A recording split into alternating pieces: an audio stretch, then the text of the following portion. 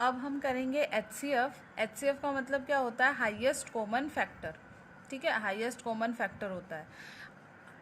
इन्हीं नंबर का हम HCF निकालेंगे। पहले समझो HCF होता क्या है। HCF का क्या मतलब होता है? अगर मेरे पास कोई 3 नंबर हैं, ठीक है, मान लेते हैं मेरे पास नंबर हैं 20, 14 और 30 मान लेते हैं, ठीक है।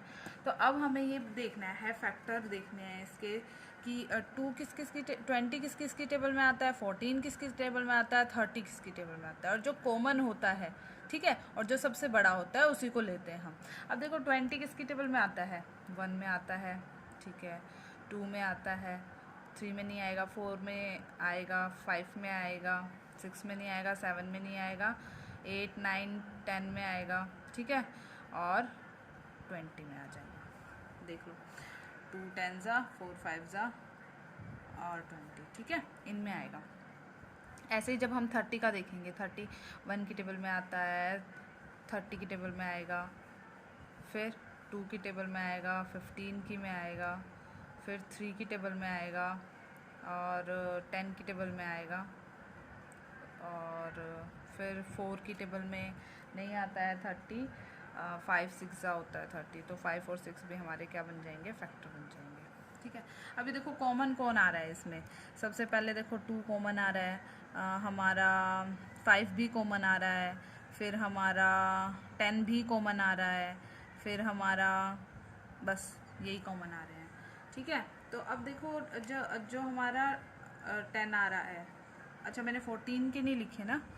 14 में देखो 14 1 और 14 2, 7 जा 14, 3 में नहीं आता, 4 में नहीं आता, 5 में नहीं आता और 6 में नहीं आता, इसमें आता है। अब देखो कॉमन कौन है? 1 है इसमें, 2 कॉमन है, और तो कुछ कॉमन ही नहीं है। तो जो इसका कॉमन क्या है हमारे पास? 2 है, ठीक है।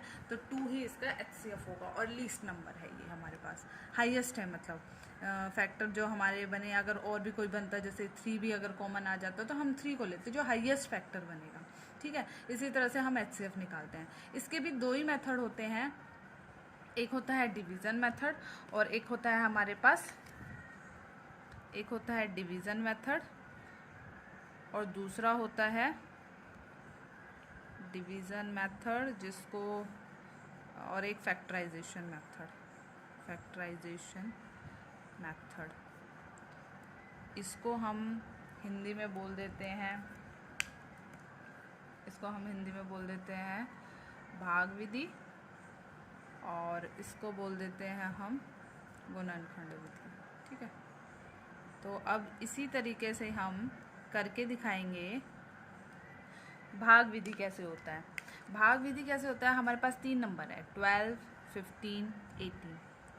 हम क्या करेंगे? पहले 2 नंबर को ले लेंगे, 12 15 को ले लिया, 12 अंदर ले लिया, 12 बाहर ले लिया, 15 अंदर ले लिया। जो बड़ा है वो अंदर ले लेंगे डिवाइड के, और जो छोटा है वो बाहर। अब 12 की टेबल में 15 तो आता नहीं है, 12 आता है इससे छोटा, तो बचे कितने? 3, ठीक है। अब 3 बचे, फिर से एक डिवाइड का साइन बना दो, और जो ये बाहर था 12, इसको अंदर ले आओ। कब तक करना है ये काम? जब तक हमारे पास 0 रिमाइंडर नहीं आ जाता। अब 3 4 ज़ा 12, यहाँ पर हमारा कितना आ गया? 0 आ गया, पर अभी भी एक नंबर बचा हुआ है 18, तो 18 को करेंगे, ठीक है। 18 को सॉल्व करेंगे हम, 18, और बाहर क्या, लास्ट में क्या बचा था? 3 बचा था, तो 3 से डिवाइड करेंगे। अब ये आ जाएगा 3 6 ज़ा 18, तो ये 0।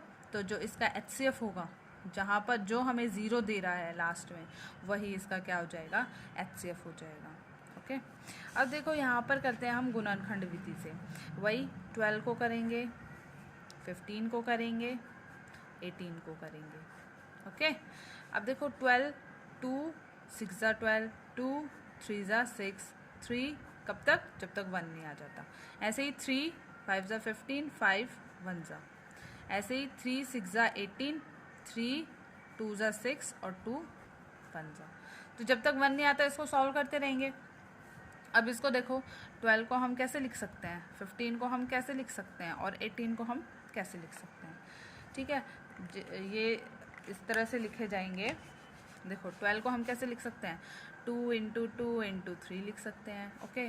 15 को 3 इंटू 5 लिख सकते हैं और इसको हम 3 इंटू 3 इंटू 2 लिख सकते हैं। वैसे इसको बनाएंगे, 2 का स्क्वायर है, 3 का 1 है, यहाँ पर 2 की जगह नहीं है तो खाली छोड़ दो, 3 का 1 और 5 का 1 है। यहाँ पर 2 की है जगह, 2 1 है, 3 का 2 है, और जो बच गए उनकी पावर कितनी लगा देनी है, हमें 0 लगा देनी है, ताकि हमें कोई कन्फ्यूज़न ना रहे, इसलिए 0 लगाते हैं। अब ये देखो, पहला बात तो जो इन तीनों में जो कॉमन है उसमें सबसे छोटा लेना है हमें। एलसीएम में हम सबसे बड़ा लेते थे, लीस्ट होता है पर उल्टा करते हैं, सबसे बड़ा लेते हैं। एचसीएफ में हाईएस्ट होता है पर सबसे छोटी वाली पावर लेते हैं। तो एचसीएफ कैसे निकलेगा? अब इन तीनों में देखो, अब इन तीनों में बताओ मुझे, इन तीनों में जब हम देखेंगे तो 2 की सबसे छोटी पावर कौन है? 0 है। इनमें देखेंगे तो 3 की सबसे छोटी पावर कौन है? 1 है। इसमें देखेंगे तो 5 की सबसे छोटी पावर कौन है? 0 है।